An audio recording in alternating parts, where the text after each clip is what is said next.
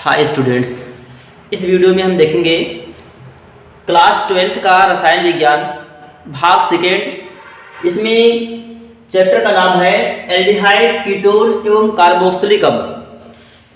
इस चैप्टर में जो अभ्यास का प्रश्न दिया गया है, इस अभ्यास प्रश्न को देखेंगे तो सबसे पहले है 12.1 निम्नलिखित शब्दों से आज का समझते हैं, प्रत्येक का एक उदाहरण दीजिए। इस प्रकार से सबसे पहले इसमें दिया गया है साइनोहाइड्रिन। तो साइनोहाइड्रिन क्या होता है इसके बारे में देखेंगे, इसके बाद फिर एसीटल क्या होता है।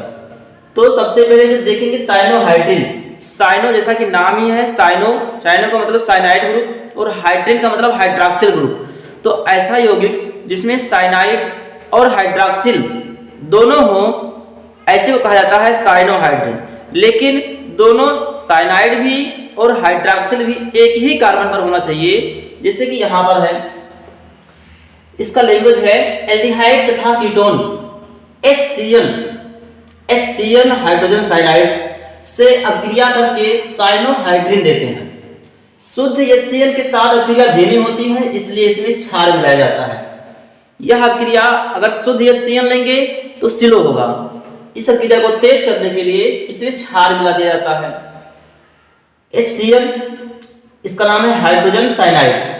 ये OH- का अर्थ है कि इसमें क्षार मिलाया गया है।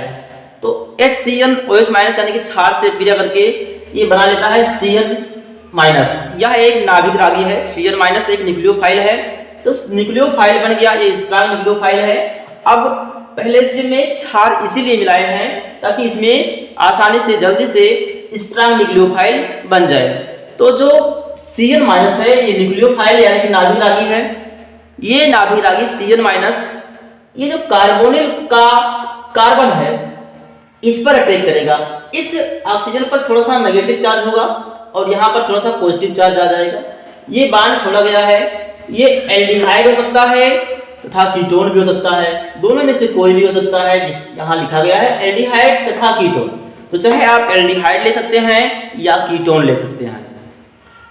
अगर R दोनों जगह R कर दें तो कीटोन बन गया, एक जगह R और दूसरी जगह S कर दें तो एल्डिहाइड हो गया।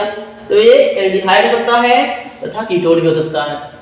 इस पर जब अटैक करता है नाभिक रागी न्यूक्लियोफाइल Cl- तो इस कार्बन पर अटैक करता है।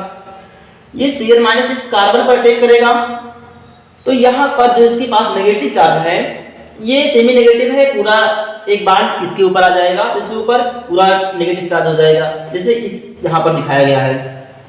यहाँ का डबल बांड है, एक बांड इस ऑक्सीजन के ऊपर आ जाएगा नेगेटिव के रूप में, तो ऑक्सीजन के ऊपर माइनस आ गया और Cl इस कार्बन से आकर जुड़ गया।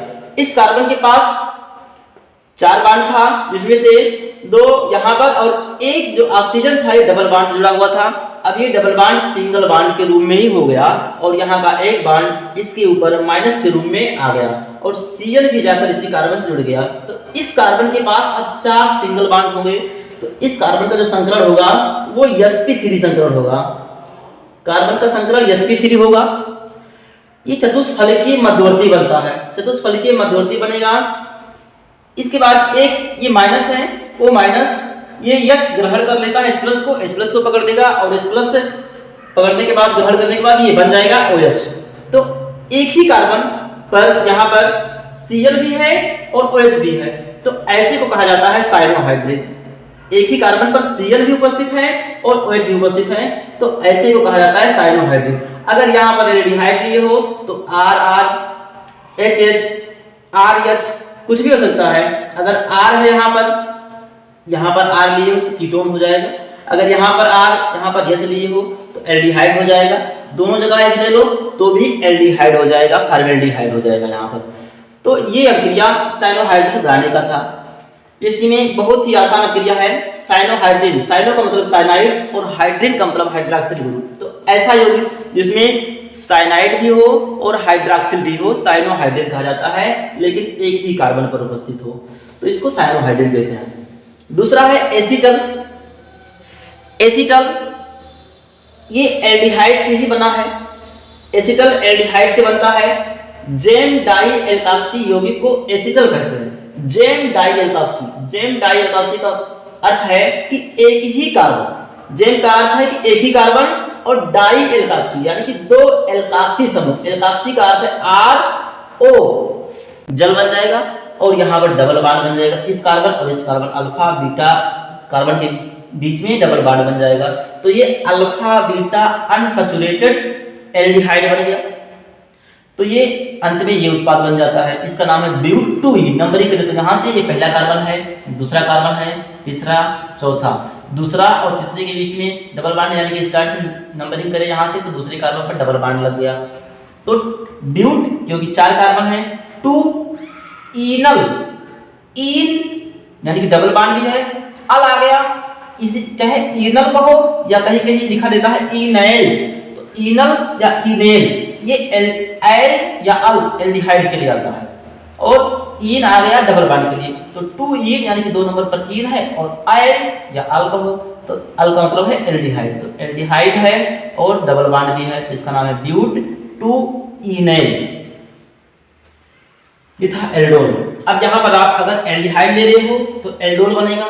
सेम यही प्रोसेस आप कीटोन भी बना सकते हो, कीटोन भी बन सकता है। अगर कीटोन लेंगे तो कीटोन से प्रारंभ करेंगे तो कीटोन बनेगा। ये हाइड्रॉक्सिलेमिन है, NH2OH को हाइड्रॉक्सिलेमिन कहते हैं। यहाँ पर आप एल्डिहाइड ले सकते हैं या कीटोन ले सकते हैं, कोई भी ले सकते हैं। तो यहाँ पर एसिटाल्डिहाइड दिया गया है कि एल्डिहाइड का है, तो एसिटाल्डिहाइड में जो कार्बोनिल ग्रुप है ये कार्बोनिल का O, और इसमें NH2 में जो 2 H है ये H2 और O मिलकर H2O बन जाएगा, H2O बन जाता है। और यहाँ का जो N है कि डायरेक्ट C से आकर जुड़ जाता है तो ये बन जाता है ऑक्सिल। लेकिन इधर एसिटाल्डिहाइड से बना है, एसिटाल्डिहाइड से बना है, ये एसिटाल्डिहाइड है तो एसिटाल्डिहाइड से बना है ऑक्सिल, इसलिए इसको कहते हैं एसिटाल्डॉक्सिल। तो ये ऑक्सिल के ही परिवार का है लेकिन एसिटाल्डिहाइड से बना है तो एसिटाल्डॉक्सिल। तो ये कोई भी ये एल्डिहाइड एसिटाल्डिहाइड हो सकता है या और इससे बड़ा एल्डिहाइड ले सकते हैं या कोई कीटोन हो सकता है। तो चाहे कोई कीटोन ले लीजिए या कोई एल्डिहाइड समूह ले लीजिए, ये जब हाइड्रॉक्सिलेमिन से क्रिया करता है तो ये बन जाता है ऑक्सिल। यहाँ पर एसिटाल्डिहाइड है इसलिए एसिटाल्डॉक्सिल बन गया।